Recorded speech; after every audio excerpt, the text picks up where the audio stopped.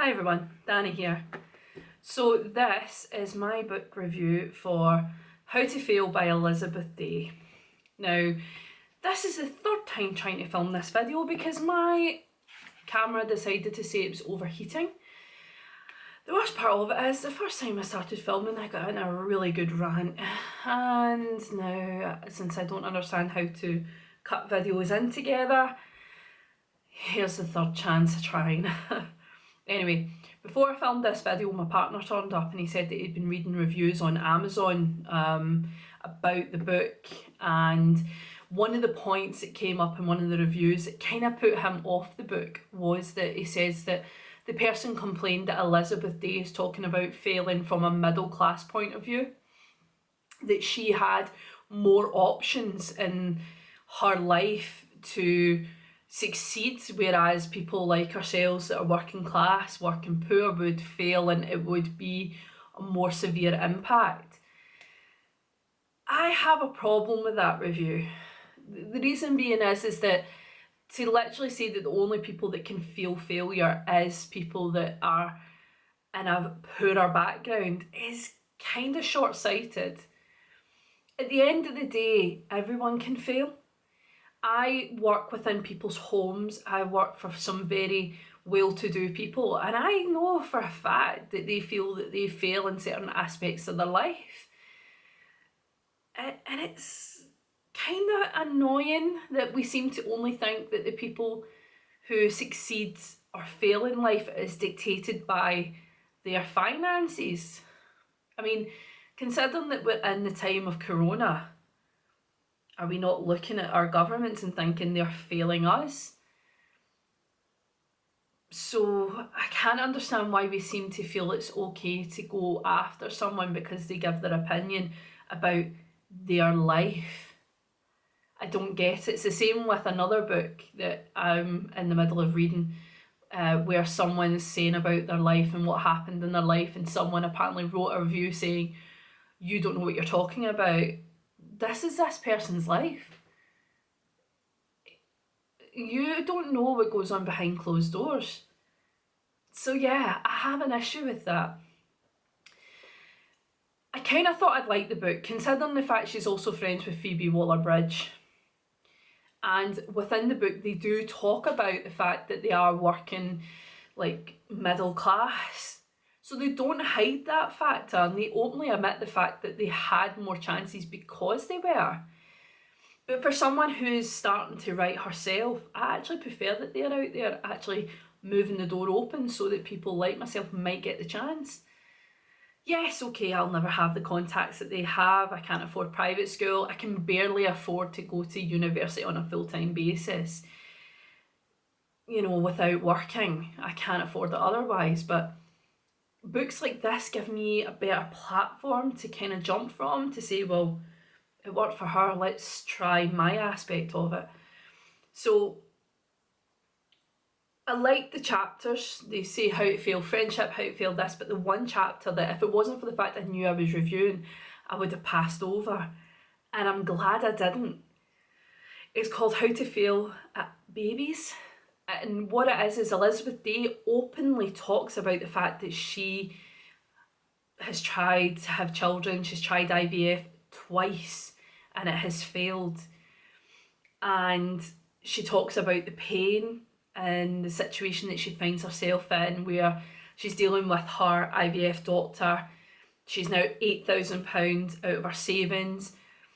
She has lost both opportunities to have children, and she says to the doctor, you know, the doctor has said to her, "You could keep buying, but I don't think it'll work. Do you want this?"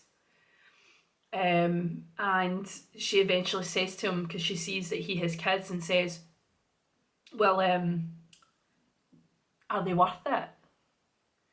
And she's hoping that he'll enlighten her with something special, but he turns around and goes, "Well, this one had a tantrum in Waitrose, and this one did this, and this one did that." And at the time she meekly said, oh, okay. But she later on felt angry. I actually was in a similar situation where, because I know that I would struggle to have children, I've made my peace a long time ago, the fact that I probably never have children. And I also have to then deal with the fact that my body still goes through certain functions and it's extremely painful. And I have been made to feel absolutely tiny by a male doctor who wouldn't prescribe me the pill to help release tension in my body every month. He made me feel that small for just asking for something that should be my right to have, which is the pill. And I had to fight him for this, and it still ended up becoming a 3-month thing where I was accused of stealing the pill. For what reason, I have no idea why. But anyway, it's kind of nice to know that it's not just me that went through those kind of situations. She also makes a really valid point within this chapter that even though she hasn't got kids, and I love this, she admits that because she hasn't got kids, when people ask her, she goes, nope, don't have kids, and she instantly feels them babying her. I have that same feeling when I talk to people. It's like, well, you don't have kids, so how would you know? And you're like, back up a bit. How do you know how I feel? Let alone the fact that you're now telling me that because your uterus worked right, that everybody else is insignificant. It's not fair. And I can't believe that this is still something that we are discussing in 2020. What is going on with the world? At the end of the day, what someone does with their body has got nothing to do with any other people. And I find it shocking that we are still discussing fertility rights in Britain in 2020. So yeah, bravo, she's brave enough to actually say exactly what other people are thinking. And I actually really do enjoy the book. I love the fact that she covers many grounds. It's not just this, but yes, the babies chapter is over an hour long. I listened it to Audible and I was gripped by that chapter.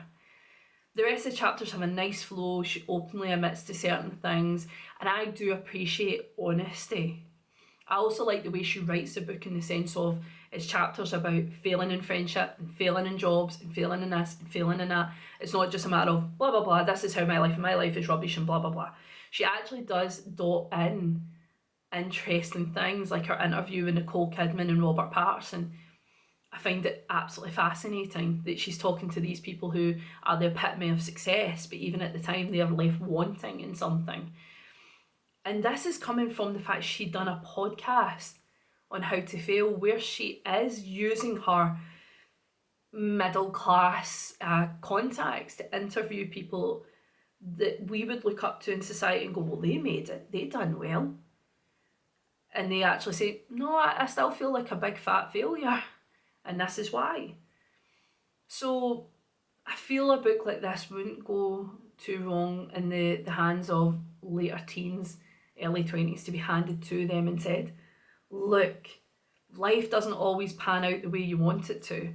I have a niece who's in her mid-20s who will talk to me about the fact that she doesn't have career success or she hasn't got this and she hasn't got that. But I had to remind her, when I was her age, I was made redundant from a job I thought I would be in for the rest of my life. I failed. I failed to make a success in something that I didn't enjoy, but I could do. And, you know, I had to reaffirm what it was to change the course of my life, and made to feel absolutely pathetic because the career I had spent since I was 16, 17 to get. I get 21 years old, I do really well, and then suddenly 2-3 years later the financial crisis hits, our jobs are made redundant and it's hard to get employment elsewhere.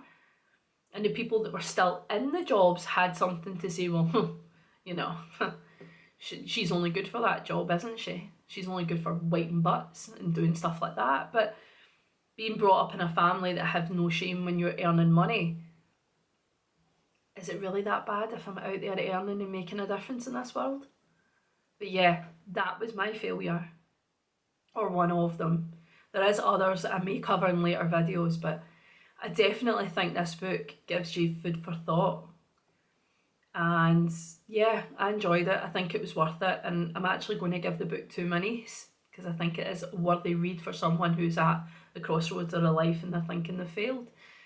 So yeah, I enjoyed it, I appreciate it, and I really do want to thank Elizabeth Day very much for the absolute sheer honesty of the babies chapter in particular. Brilliant. I really, really appreciated that because I needed to hear that right now. Anyway, on that note, thanks for watching. If you like, please feel free to give me a thumbs up. Like, share, subscribe, comment, because I'd love to hear what you all think. And I'll see you soon. Take care, everyone. Bye.